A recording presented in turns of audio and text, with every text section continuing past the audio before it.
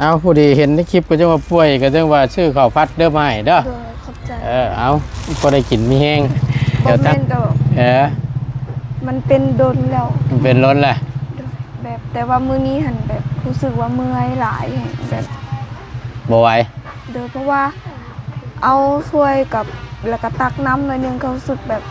คือคนบ่มีแห้งแล้วมันมืดมาเลยบ่โดยแถมไปหาหน่อไม้นี่เอาไปหาเนาะ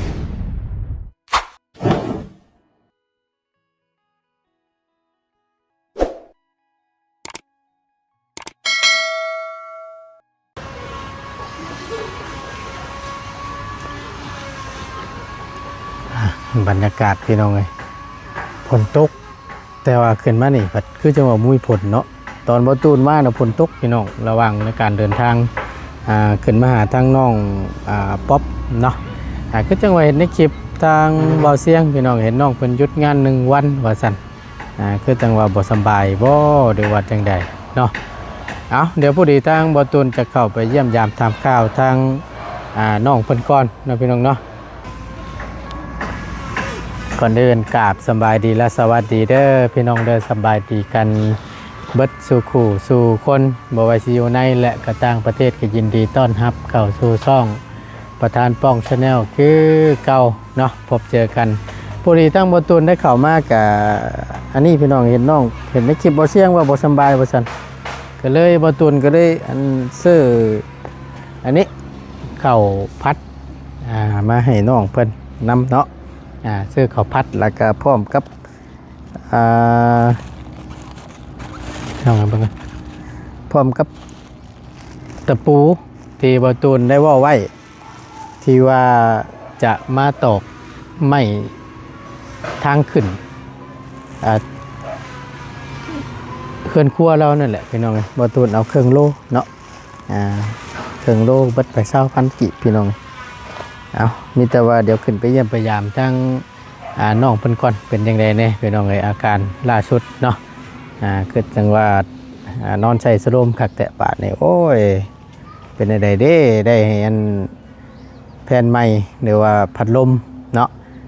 แผ่นใหม่ยังเป็นภาษาอังกฤษในแม่พัดลมบ่อย่างอัน FC เพิ่นคอมเมนต์บอกประตูนอยู่พี่น้องฉลองกันพัดลมใหม่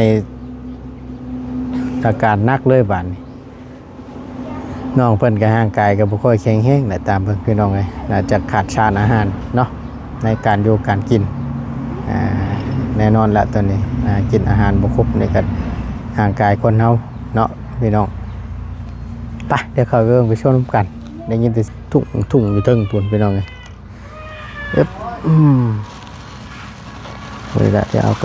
ตะปูไปนำให้น้องก่อนอาจจะอยู่ทึ่งนี่แหละตามเบิ้งเดี๋ยวเอิ้นเบิ้งก่อนพี่น้องเลยป๊อบเอ้ยได้ยินเสียงอยู่สั่นพี่น้องเลยไปเอิ้นเบิ้งก่อนได้ยันว่าเพิ่นบ่อยู่ฮึบ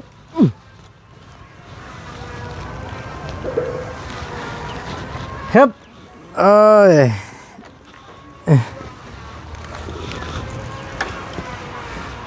เป็นอะไรอาการหอยน้ำเกลือหอยสโลมอยู่บาดนี่สบายดีล่ะตัวหอยนักปานนั้นบ่เฮ้ยลองพัดลมใหม่จนบ่สบายอันนี้เนาะ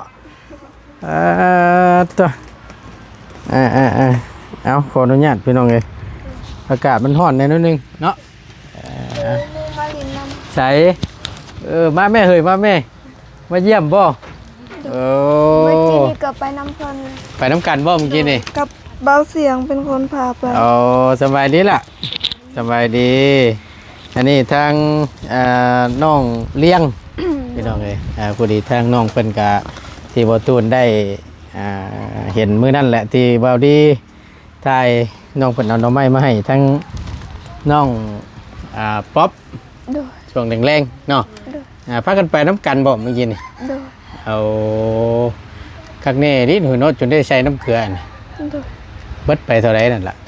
500,000 ปลาย500,000 ปลายพุ่นน่ะ ว่าเป็นทั้งบ่าวเสียงเป็นคน ใจ โดย โอ้สาธุแหละพี่น้องไงเนาะ โดย กินข้าวแล้วบ่ ยัง เอาผู้ดีเห็นในคลิปก็จะว่าป่วยก็จะว่าชื่อข้าวพัดเด้อมาให้เด้อ โดยขอบใจ เอาพอได้กินมีแห้งเดี๋ยวตั้งน้องเดี๋ยวจะเอาขนมให้เด้ออยู่รถพุ่นแหละ อันนี้ ตะปูมัน สิตก ฮะ สิตกอันนั้นให้บอก ตะปูเด้อ เด้อ ว่าไอ้เว้าได้ว่าจะซื้อตะปูมาให้บ่ฮู้ว่าสิพอดีบ่พี่น้องตะปูหกกันนี่นะชื่อหมองเจ้าเฮ็ดงานนั่นแหละ เด้อ ก็ว่าสิเว้าอยู่ว้ายขอนี่น่าจังหลอก2หลอกพอได้ไปตอกเพื่อนน้องเพิ่นอยู่ไงก็เลยซื้อน้ำเพิ่นครึ่งโลเด้อเดี๋ยวเอาไว้ก่อนเด้อขอบใจไอ้ก่อนเนาะ โดยบ่เป็นหยังชื่อมาให้นั่นแหละ ต้องขอบใจไอ้หลายๆเด้อ โดย ขอให้อ้ายหันมีสุขภาพแข็งแรงจับหยังเห็ดหยังก็ขอให้เป็นเงินเป็นทองขอ สา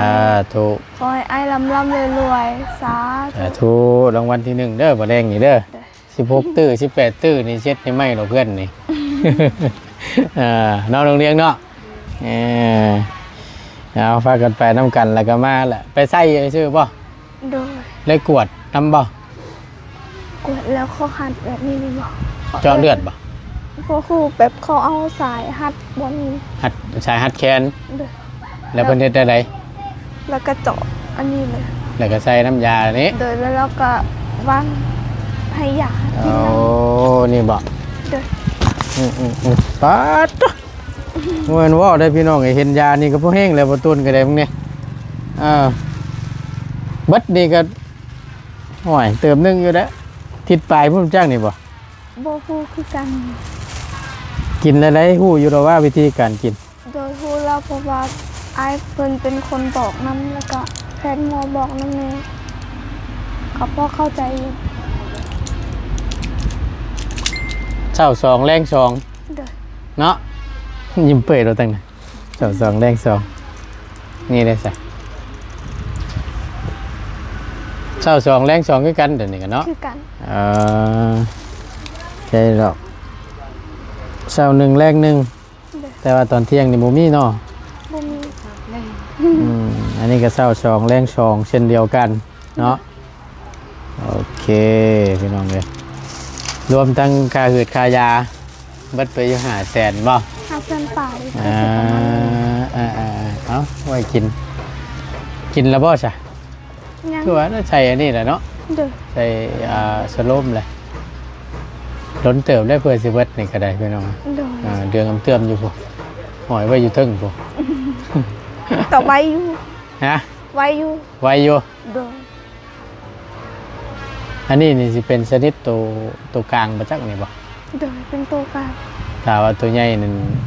แพงเติบ สิแพงกว่านี้เนาะ เด้อ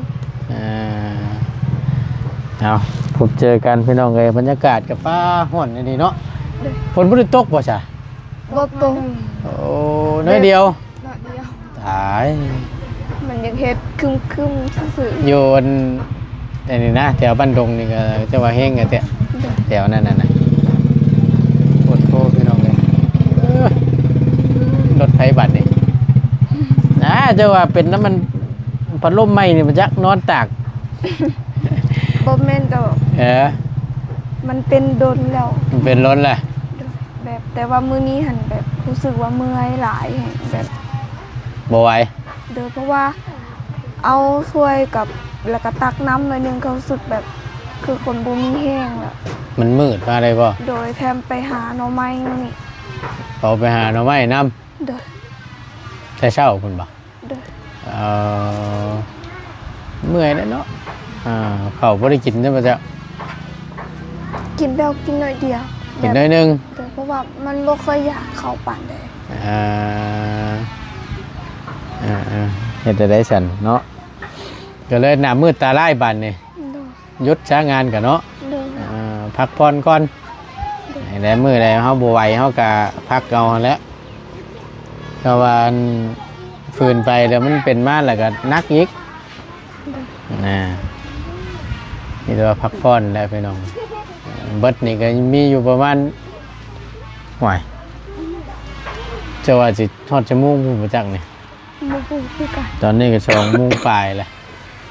2 โมงก็สิตกอยู่ประมาณ3 โมงผมจักแข่งสิเบิดพอดีทั้งบ่เสียงเข้ามาบ่ช่วงเช้าจังได้พาเจ้าไป เด้อประมาณ11โมง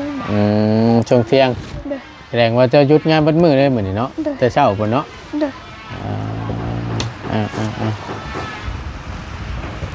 เห็นน้ำเป่าเค้กเมื่อคืนนี่ประจักษ์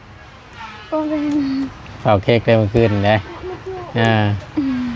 ครั้งแรกของเพื่อน เด้อเบิ่งคักแหน่เอาลงสตอรี่นำ ว่า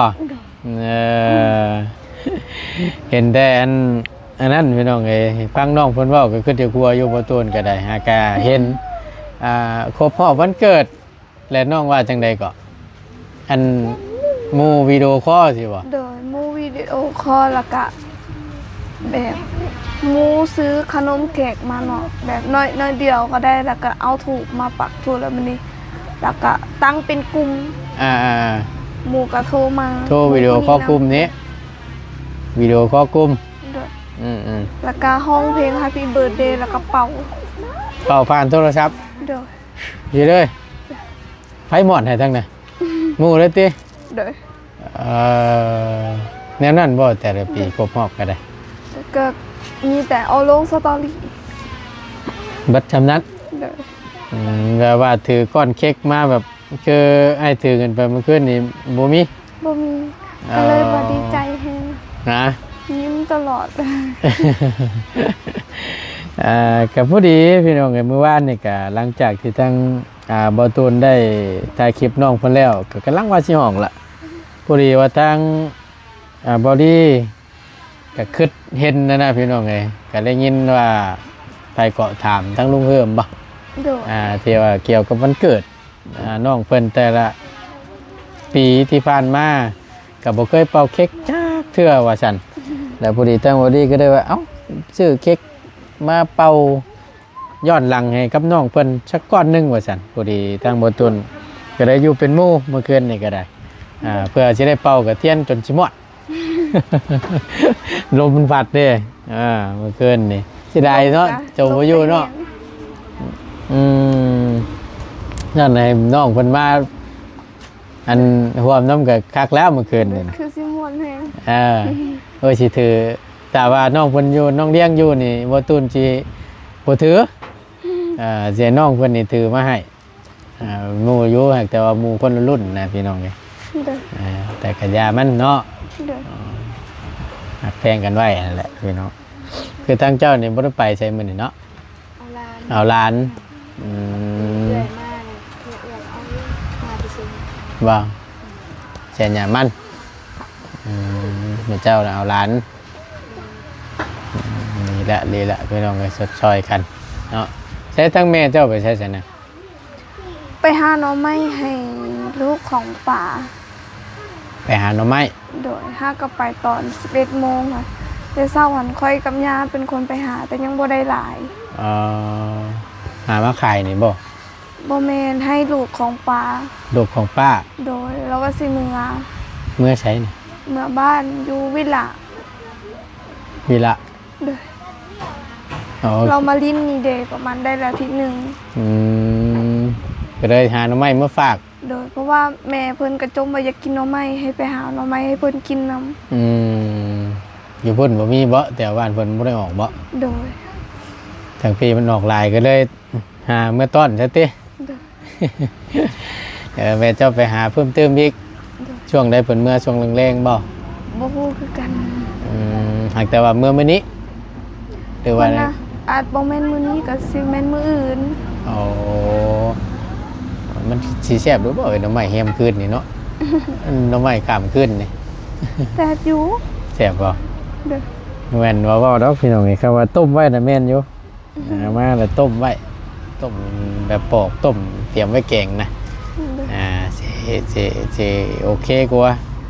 ก็ว่าไล่มาเลยต้มแกงเลยนะแห้งคักเนี่ยบ่ต้องมันข้ามคืนนะแต่ว่านี่ก็มันหลายก็คือว่าแล้วเนาะ ใครอยู่ดอกอยู่พี่มันหาง่ายอยู่ ก็เป็นอาหารหลักไว้หน่อไม้ หน่อไม้นี้ โดยพอได้กินตลอดบ่ได้น้อยก็ได้หลาย ในไลน์ก็เอาไปขายได้น้อยเดียวก็ได้กิน แต่ว่าได้คู่มือ อืม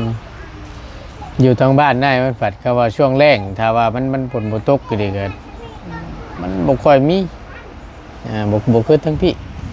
ถ้าแถวทั้งพี่นั่นพอได้กินเนาะจะได้ลายก็ได้ไปขาย ลายขายน้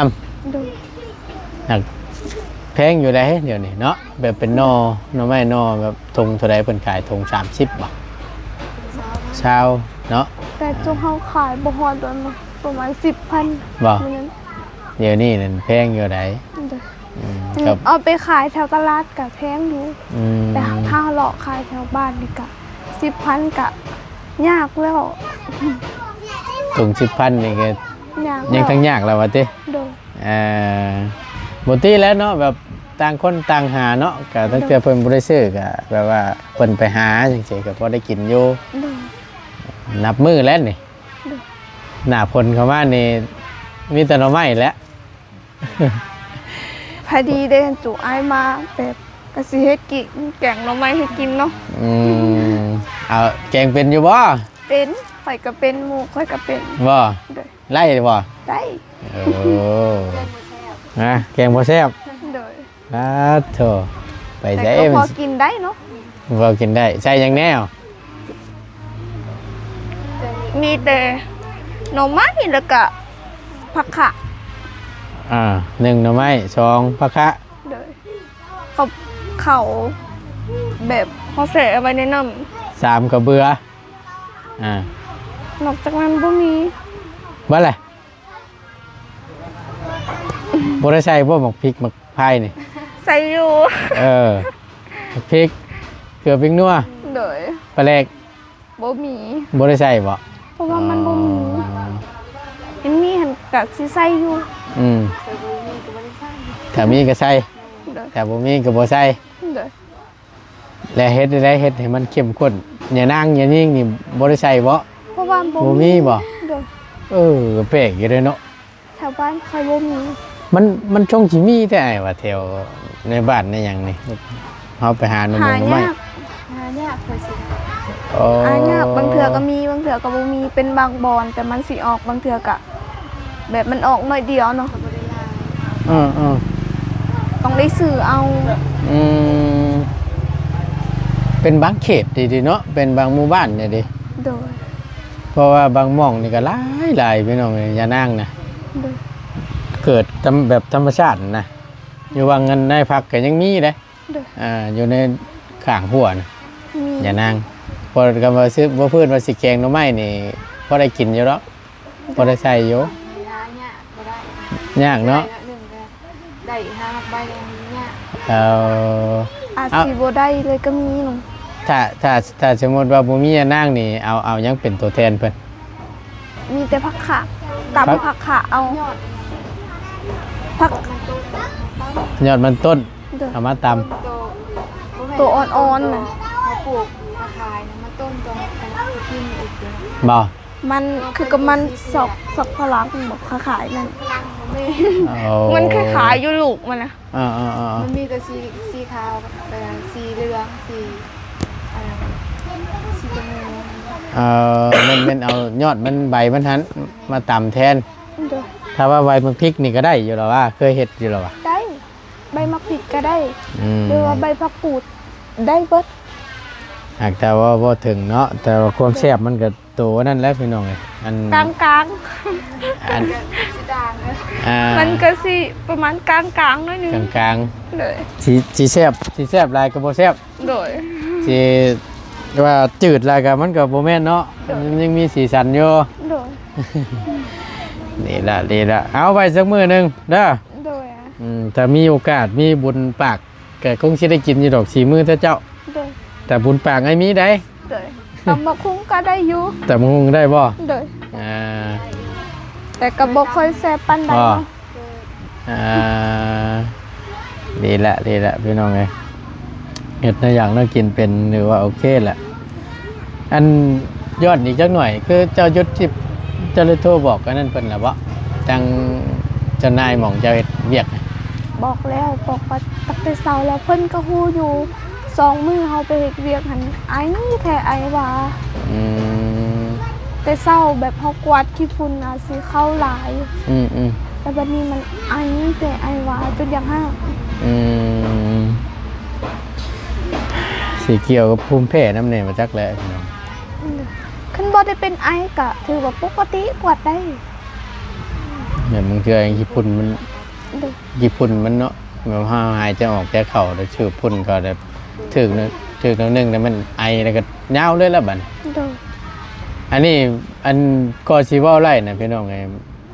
บ่ฮู้ว่ามันสิเป็นคือกันบ่คือทางเมียอ้ายก็เป็นคือกัน เด้อ แบบโรคภูมิแพ้ในตัวแล้วก็โรคแล้วก็มาแล้วเป็นหอบน้ำ เด้อ แบบว่าภูมิแพ้นี่แบบถึก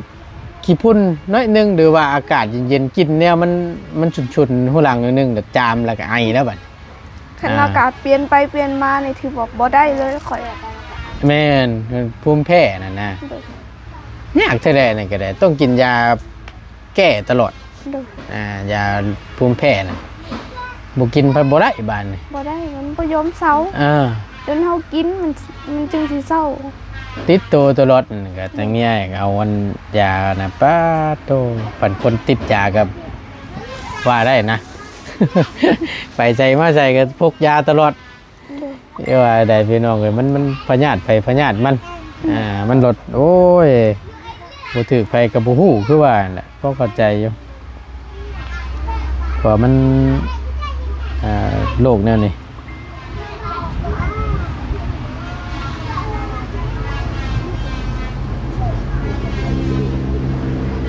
แน่แลดเลยได้บาดนี่เนาะ เด้อ คือสิบ่ตกแล้วว่าบาดนี้ บ่ตกดอกแจ้งอยู่ บ่ตกบ่เมื่อคืน คือเก่า คือเก่า โดยเฮ็ด ผ้าห้องซื่อๆแต่ว่าอยู่นั่นก็ตกอยู่หม่องเพื่อนนะตกแต่ว่ามันบ่พอสิเฮงพอ ค่อย ปลูกไป ค่อยยินคนเว้าเนาะว่าฟ้านี่ต้องบ่อายเนาะคือว่าบ้านสกีน้อยคือว่าตกบ้านจุมเฮาคือว่าบ่ตก ข่อยก็งึดคือกันเด้อ เพราะบางเทื่อมันก็ไปตามก้อนเมฆเด้คือเช่นอย่างไอ้ขี่รถมาอยู่บ้านดงปะตกขี่กันมาเรื่อยๆเพราะว่ามิดอิ่มๆอยู่มาพี่ประแห่งคุ้นๆอยู่ โดย นั่นนะก็สิว่าไงตกบ่ทั่วฟ้าติ แม่นอาจสิตกแบบคันตกอยู่หมู่บ้านนี่ก็แบบแถวสวนนี่คือเฮานี่คือสิบ่ตกเนาะ อืม มันก็ยากเลย ต้องมีลมแห้งเลย บ่ เด้อ อันตรายอยู่ได้หน่อยเนาะ เด้อ อยู่บ้านบางนึงนี่ก็เฮ็ดปาดโถหลังคามันเป็นบ้าน2ชั้นเด้ทั้งเทิงสิเป็นไม้ทั้งล่างเพิ่นก่อมันเอาไปเบิดหลังคาน่ะเปิดเบิดเลยเพิ่นอยู่มันเข้าน่ะแม่นทำแล้วเข่าปอดอะไรแม่นโอ้ทำใจโดยพี่น้องเลยก็ยังโชคดีก็จังว่าเพื่อนบ่ตูนรอดไป คือกะปีกายหั่นนี่หลังคาเหือนค่อยนี่เบิดเลยมันเกินจนได้เฮ็ดเหือนหลังนี้ พายุเอาไปนะ เด้อ เคยคือกันบ่ เคย ถือพายุเอาไป โดยเหือนหลังบัดนี้ เกือบบ้านเกือบสิบเอ็ดบ้านตัวละตัวละลาย ในห้างเวียดก็เบิดเลย ไปแบบเดียวเลย เขาว่าเพิ่นเลยเข้าห้อมอะไรนะแม่นหลังคาปิวโดนนั่นนี่เนาะ นี่แหละพี่น้องมันธรรมชาติเนาะเฮามันตกแต่งบ่ได้เฮ็ดได้ซะกะว่าเฮือนไปมันวิทย์ไปแล้วก็แม่นรอดไปนะ โดย มื้อพายุเข้ามื้อนั้นก็นอนอยู่คืนก็นอนอยู่เฮือนกลางคืนก็ ย่าน สิแหละนุบมือจนเป็นฮอนพุ่นแล้ว โดย ให้เพิ่นไปเด้อย่าเด้ บาง อย่า มื้ เด้ อ อ แบบคนโดย ม บ่ได้นอนแถมพาคนแถวบ้านนี่แบบ ย้ายเขามาอยู่ในโบสถ์หมด บ่ มีแต่อยู่ในโบสถ์นะ โดย มีแต่อยู่ในโบสถ์นะ อืม มีแต่อยู่ในโบสถ์นะ ใช้อันอยู่ใช้โบสถ์ โบดเป็นลังก่อเนี่ยเพื่อนก่อโตสีส้มมันสิออกส้มหน่อยหนึงขาว ขาวแล้วมีอะไรสิ แคมทางนี่บ่ โดย ทางขึ้นมานี้ โดย เพื่อนก่อเรื่องใหญ่เลย เออ ลงแห้งมันมีแต่อยู่นั่นเบิด สิห้องลูกห้องเต่าออกไปย้ายอยู่พื้นหมดเพราะว่าลมแหงดิ โยเนาะมันก็ว่าพอได้อาศัยเคลื่อนดินนั่นแหละเนาะ โดย แต่ว่าอยู่จังซี่ก็คือว่าอันแหละก็เป็นตาย่านนะพี่น้องนะ โดย ผลเงียนหน้าก็ว่าโอ้โหไปเคยนี่ฮะเบิ่งพี่น้องเอ้ย น้องสายกับน้อง มันบ่คือปานใดเพราะว่าเขาคือสิเอาแต่บอลหัวเขานี่บ่ อันผู้ชายกระโปรงข้ามเอวเสื้อขาวเป็นไฟน่ะ เป็นน้องสาว น้องชาวเจ้า โดย ใช่ชาวเจ้าน่ะบ่มีบ่ในรูป บ่ นี่ มีบ่ได้ถ่ายเพราะว่าคอยไปใส่อันนี้ก็เป็นตอนพอเขายังอยู่ถ่ายรูปจุน้องแค่นี้ โอ้เนาะตกใจว่าก็นึกว่าเจ้าใช่ดอก บ่มี เอาสมมาพากวนแล้วพี่น้องเอ้ยก็ไม่เยี่ยมยามทำข้าวเนาะก็ให้เช้าไว โดย ๆจะได้ไปเฮ็ดเวียกเฮ็ดงาน โดย นอนพักผ่อนชาวบ้านนี่พอดีแล้วตั้งหมู่ก็มานั่งมาดิ่นน้ำโอ้ลมน้ำเนาะ โดย เดี๋ยวว่าต้นสิไปเบิ่งเฮือนน้องเพิ่นอยู่พี่น้อง โดย ถ้าว่าว่างเด้อเดี๋ยวอ้ายสิไปโอลมพูดคุยนำเบิ่งในการเป็นอยู่เฮือนน้องเพิ่นก่อนพี่น้องเอ้ย กับยังบ่เคยไปจักเทื่อเห็นน้องเพิ่นว่าอยู่ข้างเฮือนน้องน้อยว่าซั่นแม่นบ่เดี๋ยวสิเข้าไปหาเบิ่งเนาะเอาพักผ่อนจะเด้อบัดนี้เด้อน้องเด้อ โดย ฝึกให้เศร้าไวๆเนาะเดี๋ยวหาค้อนมาเดี๋ยวสิจัดการให้เด้อถ้ามีเวลาเดี๋ยวสิตอกให้ดอกมีอยู่แล้วว่าค้อนตี คือสินี่หิวเพื่อนมาเมาเอาตรงนี้ ไปเอาอยู่เพื่อนละเปล่านั่นก็ได้เนี่ยมาเดี๋ยวสิตอกให้ดอกเอาให้พักผ่อนซะอยู่ดีมีแห้งสบายดีล่ะสบายดีใกล้แล้วลงมาครึ่งเลยเล่นนะ เพิ่มน้ำเกลือพี่น้องเลยเนาะไปยังดีแต่ว่ามีพัดลมด้วยนี่เนาะโอ้ยกับมีพัดลมนี่พอแห้งแต่นี่ห้อนแต่ว่าจะเป็นได้อันนี้นะ ใครเน ฮะ ใครเนมีพัดลม โอเคพี่น้องบอตูนขอตัวจุบคลิปปิดคลิปก่อนเนาะสำหรับคลิปนี้ลำลาลงไว้เพียงสำนี้ก่อนได้พี่น้องเด้อเนาะถือว่าได้มาเยี่ยมยามทำข่าวทั้งอีหลาเพิ่นเนาะซื้อข้าวผัดมากองหนึ่งพร้อมกับตะปูบอตูนจะมาตอกกันแหละน้องเป็นพักผ่อนก่อนเดี๋ยวบอตูนมาใหม่อยู่ดีมีแห้งพี่น้องพบเจอกันคลิปหน้าสำหรับคลิปนี้บอตูนลาแล้วสบายดีเด้อ